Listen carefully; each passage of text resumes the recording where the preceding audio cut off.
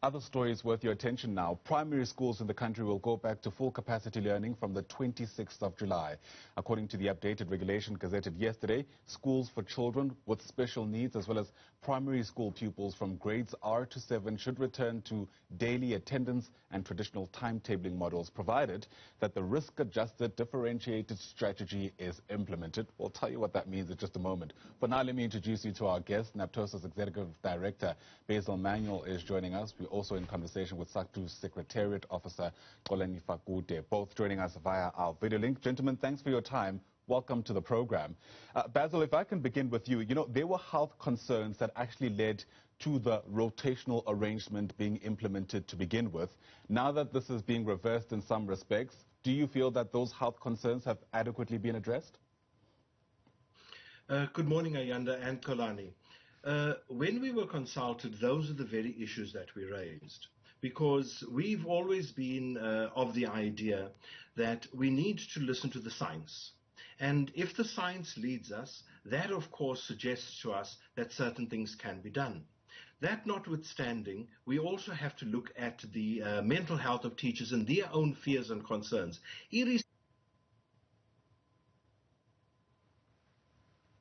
Right, unfortunately, it looks like our connection to Basil has been lost there. Basil, I'm not sure if you can still hear us, but you're still trying to ventilate some of the concerns that are lingering for you. Are you there? All right, we'll try to reestablish that connection to Basil Manuel. In the interim, Xolani, perhaps if you're still with us, let me put the question to you plainly. Is this a decision you agree with? Thank you. Firstly, let me greet you, Ayanda. Let me greet Basil as well. On this morning, we note the announcement on the return of normal school timetabling, and I can assure you that as a union, as SADTU, we are not necessarily antagonistic to such an announcement. The reason we are not necessarily antagonistic towards it is because it speaks also of a differential approach, which means that the science, just like Basil was saying, the science and the evidence and the data on the ground is what is going to be continuing to guide us. From our side as a union, we are going to monitor very, very closely developments, especially as they relate to the third wave. You would know that we are told that we are essentially now entering that particular wave, and we know that it can also have an impact in as far as schooling is concerned. So we are going to make sure that we also conduct our own surveys. We normally do that jointly with the other unions. We'll conduct our own surveys targeting the school management teams and the principals so that they can also tell us and give us the information as to what is happening on the ground. So what is important is that we continuously rely on the science, not anecdote, but on the science, on the developments and as far as the COVID is concerned. If we're to rely on the science, the move being taken by the Education Department might feel counterintuitive. I mean, even you admit that it appeals, or it looks like we're approaching a third wave of infections. It might be a good move, but speak to me about the timing. Well, you are correct indeed that yes, there are multiple ways in which one must look at it. But now there is also another reality. What we have been observing is the impact that the virus has had on the school in particular.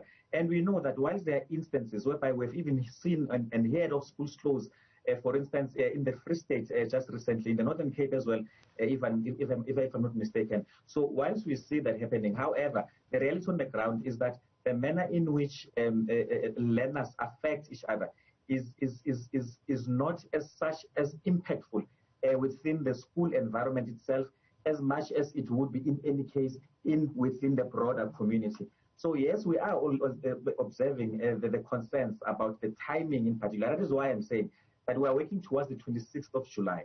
And between now and then, as a union, we really are going to be very, very closely monitoring the developments, especially in as far as the third wave is concerned. Because the one thing that we will never compromise on, what we believe is sacrosanct in our view, it is the health and safety of the teachers, it is the health and safety of the learners, and that will not compromise on. That is why, should the science dictate to us that it is not safe for what the department wishes to happen by the 26th of July, we will be the first to come out and speak extremely, extremely strongly in that regard.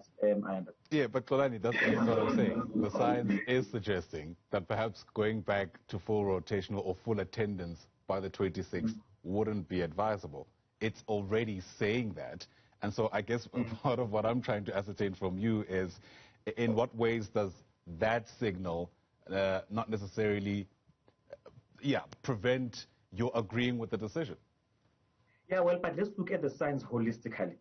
Equally, remember that we're getting advice also from organizations such as the World Health Organization. We already are being told by those who are advocating for children's rights, for instance. They are saying to us that, the children not necessarily being in school is also not assisting from an educational point of view, also from a psychological, mental health point of view. So we already are handling that. So let us say it is a balancing act, Ayana. Let us also agree that this particular pandemic, it really is, it's a novel. So it's new to all of us. And the manner in which we deal with it, we keep on learning lessons as we go around. I mean, we already have got lessons learned about the rotational system that we already have been implementing.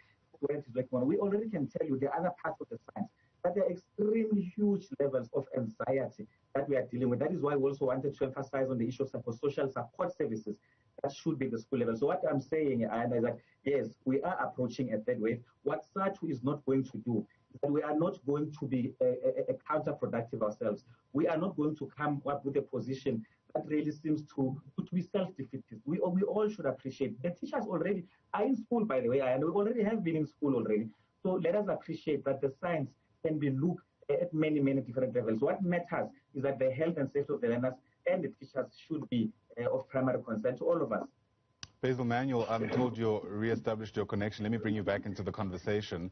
Part of what's being discussed is trying to marry this looming third wave and the need, of course, to ensure that education actually takes place, given how much time we've lost. Part of the strategy that the department is using is quite striking to me. They're saying that it should be teachers, perhaps, who rotate during the different lessons as opposed to pupils themselves. Do you think that goes far enough? That's one of the many strategies. We must remember that when we talk about what the science says, one of the things they are saying to us is that should you have an infection, it's easier to spread it around if a whole mass of kids is moving around. And I know there are conflicting science reports, but all the major vaccinologists here in the country have said to us that this is the time to have this debate.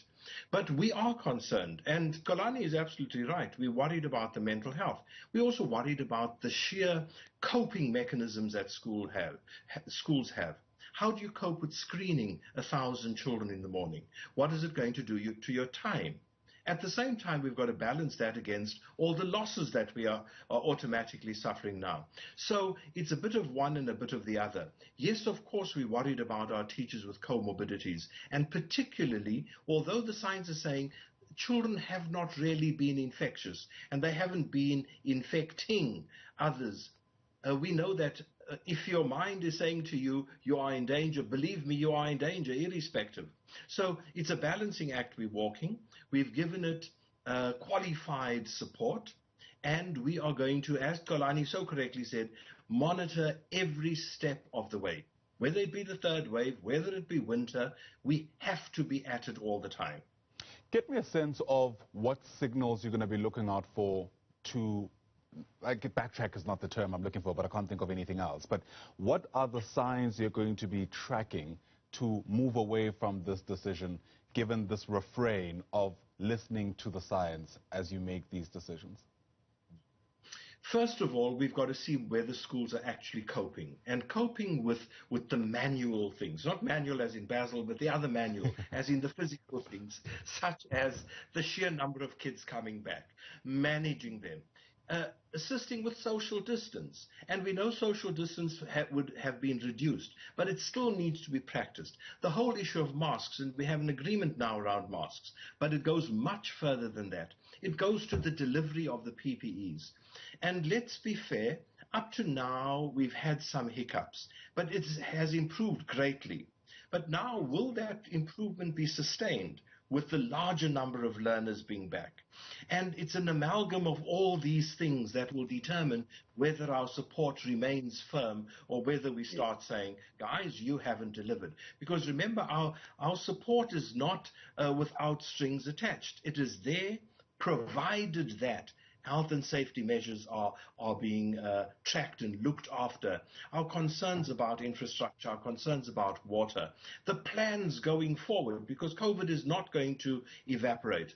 And it's going to be a week at a time insofar as we are concerned. Yeah, but Xolani, let's speak about the department's track record so far. I mean, as it happens, we have the benefit of hindsight. There's actual data to consider in the decisions we make from here on versus when the outbreak actually began. Should we be confident that the department will be able to manage full rotation for these affected learners, given how they've managed this rotational learning since the outbreak? You're asking a very, very good question, Ayanda. And I also want to respond to it by also affirming what Basil is saying. You see, when we started with this particular conversation, this would have been last year, March, when we first were going to the first lockdown level. As the unions, actually, we came down and set down some very, very stringent conditions to the department. One of those, I would recall very, very well, Basil, we had about a minimum of no less than 14 conditions that we have set to the Department of Basic Education. And we said that we are not going to compromise on those. And that was all the recognized unions unanimously saying so. So what we have seen is that there really has been some challenges. We have seen those in as far as at some point we're having a conversation about the quality of the PPEs. At some point we're having a conversation about corruption in as far as PPEs are concerned, the quality thereof, the quantity thereof. And what we have seen is that ultimately, we are seeing a level of improvement. We need to be honest, by the way, and we can't generally be pessimistic for the sake of doing it. We have been seeing a level of improvement. And again, the other element, which is also beginning to improve, is the element of transparency and consultation with which the Department of Basic Education deals with some of these things. That is why what we are confident about, Ayanda, is that the Department of Basic Education, as the workers, is going to listen to us. That much at least we are confident about. We know that as you move towards the 26th of July, should the signs that we pick up and the evidence that we pick up on the ground dictate to us that no, we are not in a position actually to have the entire learners between grade R and 7 coming back to school, we are going to make that very vociferously and very, very clear as a matter of fact. So what we are confident about is that there will be nothing about us without us. At the very bare minimum, that much we are confident about, Anna. You know, in the midst of all the disagreements, I think there's a unanimous sentiment that the position that teachers and pupils find themselves in is certainly an unenviable one. Gentlemen, that's the time we have for this leg of the discussion. Thanks very much indeed.